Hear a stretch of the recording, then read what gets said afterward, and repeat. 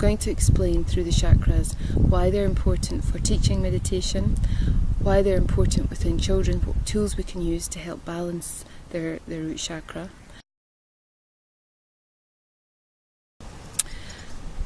So think about your root chakra. Your root chakra is the red coloured dot at the very base of your spine. And in that root chakra, which connects to the base of your spine and also your legs and your feet, is all the energy, all the thoughts, all the feelings in relation to how secure you feel as a person, how safe and stable you feel, and how grounded. And this comes from our culture, so the culture we were brought up in, as well as the people, their immediate family that we're brought up in as well. Now, I'm a foster mum, and I work with kids who have a very weak root chakra, and that's because of the first initial experiences in their life, which are very unstable and very unsettling and really in survival mode. And that has an influence on not just on their thoughts and their feelings, but on their energy and their root chakra as well. So they kind of have very weak roots. When something comes along and it's very difficult and challenging, we're really blown over by it.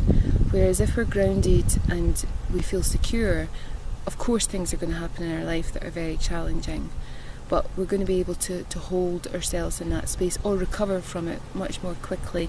And that's something that you'll hear used in terms of child development, this sense of resilience in children. It's not that we're going to, by teaching them meditation, we're going to remove all obstacles and all challenges in their life. What we're going to do is give them the skills in which to recover from that in a more peaceful and helpful way, and a stronger way actually.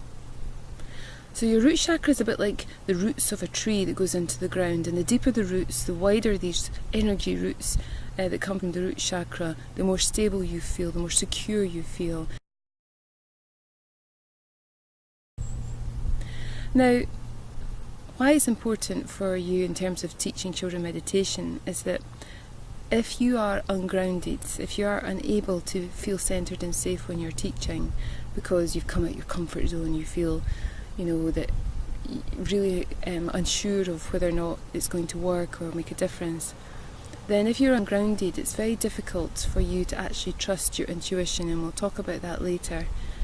You'll find it very difficult to trust the more creative, intuitive part of your voice, your mind, your energy, and that comes from your heart. And all the meditations we really want to create come from the heart rather than directly from the head. So being ungrounded makes it really challenging for us to trust that. So the more grounded we are, the more we can actually support ourselves when we're in a situation. So for example, the very first time I taught children meditation, my expectations were that they would sit still like my adult classes and not move a muscle and be very attentive. And of course they were absolutely not. They moved around all the time, they were lying on the floor, flipping around, and I just thought to myself, this is pointless, this hasn't worked at all. But then I realised afterwards, when we reflected together and we talked about the meditation, that the children had really got such a lot from it, and yet they hadn't sat still. So for me, I needed to check in with being more grounded so that I could not interfere or try and change something or feel so insecure when I was teaching it, but just trusting that what was happening was exactly what was meant to happen.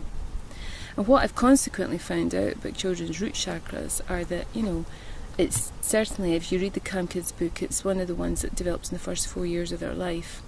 The more physical nature of the body is so intense in its development. But also it's important for children to move, especially of a younger age, or children who have ADHD or on the autistic spectrum or have maybe other additional support needs. And yet our expectation as an adult of meditation is that they should sit still. Oh, they're not meditating unless they're still.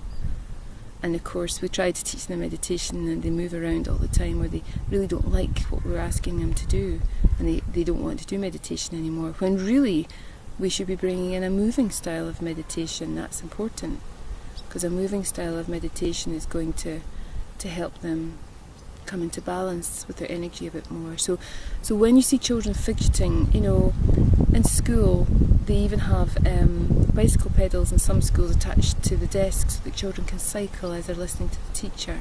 Because all they're trying to do is self-soothe. They're not trying to be difficult children or young people. They're actually trying to centre themselves, but they don't know how. So they go to their default, which is to move.